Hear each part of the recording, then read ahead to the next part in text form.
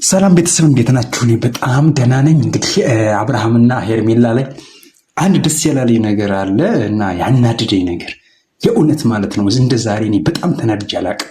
የእውነት ማለት ነው። በቃ በምንም ምክንያት በህይወቴ በኃይለኛው ተናድጄ የማቅበት ቀን ቢኖር የዛሬ ቀን። ምክንያቱም ምንድነው አብርሃምን ለማስደሰት በሚል ሰበብ ከሄዱበት ቦታ ላይ አብርሃም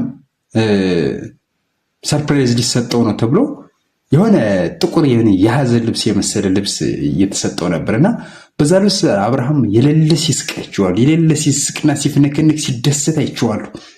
እንዴት አንድ ቆራጣ ድሪቶ እሱ ሊያዝናናው ይችላል? የእውነት ማለት ነው። አንድ ቆራጣ ድሪቶ ልብስ እንዴት እሱ ሊያዝናናው ይችላል? እሱ በልብስ ነው እንዴ ያህል የሚደለለው?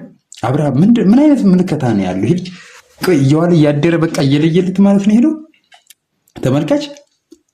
እንደዚህ አይነት ይሄ ከወንድ ልጅ የሚጠበቅ አይደለም። ወንድ ልጅ በጣም ቆፍጠን ያለ ትዳሩን ማክበር አለበት። ለልጁ አባት መሆን አለበት። ይሄ ግን ምንድነው እያደረገ ያለው? አንድ ሴተኛ ዳሪ የሆነ ልብስ ቆራጣ ልብስ ገዝታ ስለሰጠችው በዛ የሀዘን ልብስ በመሰለ ልብስ ወደ ሰርፕራይዝ ተደረኩ ምናምን በህይወት እንዴት ልብስ በቃ እኔ ለብሼ አላውቅም፣ በቃ እኔ የሚያዝናና የሚያስደስተኝ ልብስ ነው ምናምን ደግሞ የእሱ አይግርም እንጂ በቃ ሁሌ ልብስ የሚያስደስት ከሆነ በየቀኑ አንዳንድ ልብስ እየላኩልህ ፏፍሽ እያለ ፎቶ እየተነሳ ምናምን ትልክልኛለህ ምናምን እያለች ትላላጥበታለች። ይሄ ግን ትክክል ነው እንዴ? የእውነት ማለት ነው። እንደዚህ እኮ አይደረግም። አብርሃም አንድ ጥያቄ ልጠይቅ። በቃ ከትዳርህ በይበልጥ አንድ ተራ ልብስ ነው እንዴ አንተን የሚያዝናና? አንድ ተራ ልብስ፣ አንድ ተራ ሸሚዝ እና አንድ ቆራጣ ጫማ ነው አንተን የሚያዝናና? ቆይ ምንድነው? ይህን ያህል ነው? በዚህ ልክ ነው ትዳርን የጠላኸው? በዚህ ልክ ነው በቃ ልቅ መሆን የፈለግከው? እንዴት እንደዚህ ታደርጋለህ? እንደዚህ እኮ አይደረግም። ይሄ ከአንድ ሰው አይጠበቅም።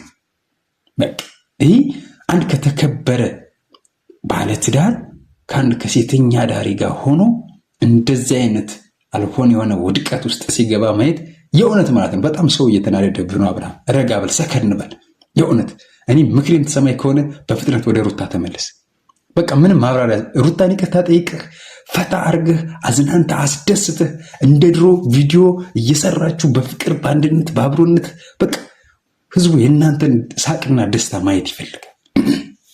ሰው በቃ በእናንተ ደስታ መደሰት ይፈልጋል። በእናንተ ፍቅር መደሰት ይፈልጋል። አሁን ኮሜንቶችን አንበባቸው ከሆነ በተደጋጋሚ በቃ ሁሉም ኦዲየንስ ምናምን በሙሉ ወደ ሩታ እየሄደ ነው ያሉ፣ ሩታን እየደገፈ ነው ያሉ። ሰው ወደ ሩታ ነው በቃ። ሄርሜላን በጣም አብዛኛው ሰው ጠልቷታል። ስለዚህ በቃ ለአንተ ትልቁ ለፈጣሪም ለአንተም ለልጅህም ለሚስትህም ለትዳርህም ለኢትዮጵያ ህዝብም ከኢትዮጵያ ውጭ ላሉት ህዝቦችም የሚያስደስተውና የሚያዝናናውን ነገር በቃ ወደ ሩታ ተመለስና ታረቁ። በቃ በእግዚአብሔር እንደዚህ አይነት ነገር አታደርጉ። በቃ ታረቁ፣ አብራችሁን በፍቅር በቃ እየሰራችሁ ቪዲዮ እየሰራችሁ ነው። እንደዚህ አይነት ነገር የሰው ምልከታ ተቀይሯል። አብርሃም ሰከን በል፣ በቃ ሰከን በል። አቤልና ብሩክ አንዴና አንዴ እቅዳቸው አንድ ነው። በጣም አሁን በቃ ዓላማችን አንድና አንድ አብርሃምን ማስደሰት ነው ያሉ። በቃ አሁን ደግሞ ዓላማቸው በደንብ በአሪፍ መስመር ላይ እየሄደ ስለሆነ አብርሃምን በደንብ ከሩታ እየገነጠው ስለሆነ የመጨረሻ ጭራሽ እያራራቁት ስለሆነ ቆይ ግን አሁን ሩታ ይህንን ቪዲዮ ስታዩ ምን ትላለች? እንዳንተ ምን ብላ ታስባለች? እስኪ ተመልከት። በቃ ምን ያህል ልትጎዳ እንደምትችል ግን አስበዋል? አረ እንደዚህ አይደረግም። የእውነት አብርሃም የእውነት እንደዚህ አይደረግም። በቃ አንድ ሰው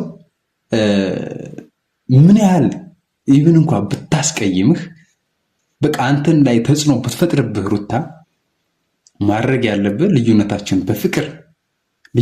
በፍቅር ፈታችሁ ወደ ትዳራችሁ ወደ ኖርማል ህይወታችሁ ወደ ህይወታችሁ ትዳራችሁን ፏ አድርጋችሁ የምትመሩበትን ነገም ሁለተኛ ሶስተኛ ልጅ እየወለዳችሁ በፍቅር የምትኖሩበትን ቀን ነው እንጂ ልትናፍቅ የሚገባ። ተው እንደዚህ አታድርግ አብርሃም፣ የእውነት ማለት ነው። እንደዚህ በቃ አታድርግ። ይህ ጥሩ አይደለም። ተስተካከል። በቃ ጀስት ወደ ትዳር ተመለስ።